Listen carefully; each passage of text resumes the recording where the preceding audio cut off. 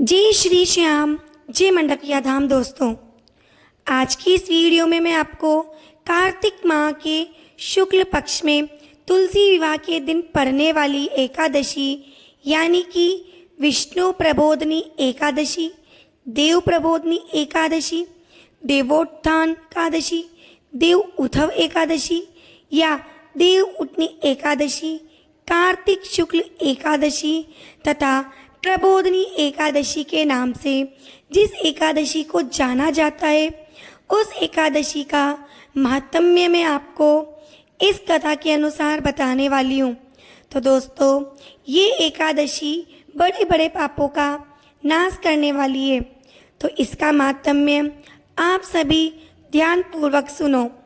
इस वीडियो में मैं आपको एक एकादशी यानी कि देव उत्थान एकादशी की व्रत कथा कहने वाली हूँ।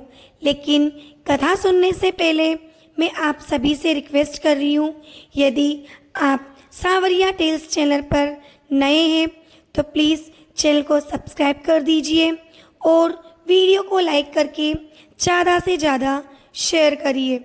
दोस्तों, कथा सुनने से हमें हमारे व्रत का फल कई गुना मिलता है। साथ ही साथ कथा कहते हुए को और सुनते हुए को, साथ ही साथ सुनते समय हुकारे भरने वाले को भी इस कथा का बहुत ही लाभ मिलता है, क्योंकि ये कोई छोटा मोटा व्रत नहीं है। एकादशी व्रत मोक्ष की प्राप्ति का एक मार्ग है। तो अब कथा शुरू करते हैं। एक राजा के राज्य में सभी लोग एकादशी का व्रत रखते थे। प्रजा तथा नौकर चाकरों से लेकर पशुओं तक को एकादशी के दिन अन्न नहीं दिया जाता था।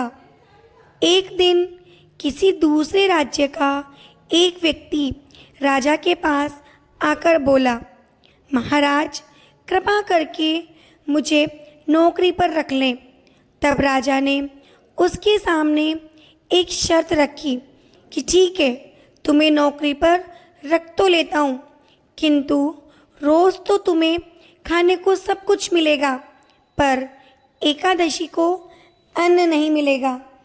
उस व्यक्ति ने उस समय हाँ कर ली, पर एकादशी के दिन जब उसे फलाहार का सामान दिया गया तो वह राजा के सामने जाकर गिड़गिड़ाने लगा, महाराज, इससे मेरा पेट नहीं भरेगा, मैं भूखा ही मर जाऊंगा, मुझे अन्न दे दो। राजा ने उसे शर्त की बात याद दिलाई, पर वह अन्न छोड़ने को तैयार नहीं हुआ। तब राजा ने उसे आटा, दाल, चावल आदि दिए। वह नित्य की तरह नदी पर पहुंचा और स्नान कर भोजन पकाने लगा। जब भोजन बन गया तो वह भगवान को बुलाने लगा, आओ भगवान, भोजन तैयार है। उसके बुलाने पर पीतांबर धारण किए भगवान चतुर्भुज रूप में आ पहुँचे तथा प्रेम से उसके साथ भोजन करने लगे। भोजन आदि करके भगवान अंतर ध्यान हो गए तथा वह अपने काम पर चला गया। 15 दिन बाद अगली एकादशी को वह राजा से कहने लगा कि महाराज, मुझे दुगुना सामान दीजिए, उस दिन तो मैं भूखा ही रह गया। राजा ने कारण पूछा तो उसने बताया कि हमारे साथ भगवान भी भोजन करते हैं, इसलिए हम दोनों के लिए ये सामान पूरा नहीं होता। यह सुनकर राजा को बड़ा आश्चर्य हुआ। वह बोला, मैं नहीं मान सकता कि भगवान तुम्हारे साथ भोजन करते हैं। मैं तो इतना व्रत रखता हूँ, पूजा करता हूँ, पर भगवान ने मुझे कभी दर्शन नहीं दिए। राजा की बात सुनकर वह बोला, महाराज, यदि आपको विश्वास न हो तो साथ चलकर देख लो।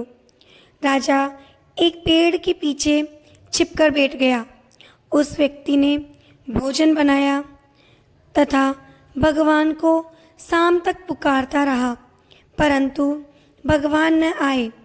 अंत में उसने कहा, हे भगवान, यदि आप नहीं आए तो मैं नदी में कूदकर प्राण त्याग दूंगा, लेकिन भगवान नहीं आए। तब वह प्राण त्यागने के उद्देश्य से नदी की तरफ दौड़ा। प्राण त्यागने का उसका दृढ़ निश्चय इरादा जानकर शीघ्र ही भगवान ने प्रकट होकर उसे रोक लिया और साथ बैठकर भोजन करने लगा। खा पीकर वे उसे अपने विमान में बिठाकर अपने धाम ले गए। यह देख राजा ने सोचा कि व्रत उपवास से तब कोई फायदा नहीं होता जब तक मन शुद्ध ना हो। इससे राजा को ज्ञान मिला। वह भी मन से व्रत उपवास करने लगा और अंत में स्वर्ग को प्राप्त हुआ। दोस्तों, ये एक कथा मैंने आपको सुनाई।